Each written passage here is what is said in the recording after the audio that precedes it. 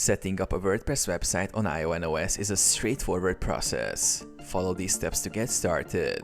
Log into IONOS. Go to the IONOS website and log into your account. Select WordPress hosting. Navigate to the hosting section. Choose a WordPress hosting plan that fits your needs and click select. Choose domain name. If you don't have a domain, you can register one during the setup. Select your preferred domain or use an existing one. Install WordPress. After selecting your domain, you will see an option to install WordPress. Click on the install button and the system will automatically set up WordPress for you. Access the WordPress dashboard. Once the installation is complete, you will receive a link to a WordPress admin panel. Use the credentials provided to log in. Choose a theme. In the dashboard, go to Appearance, Themes. Select the theme that suits your website style and activate it.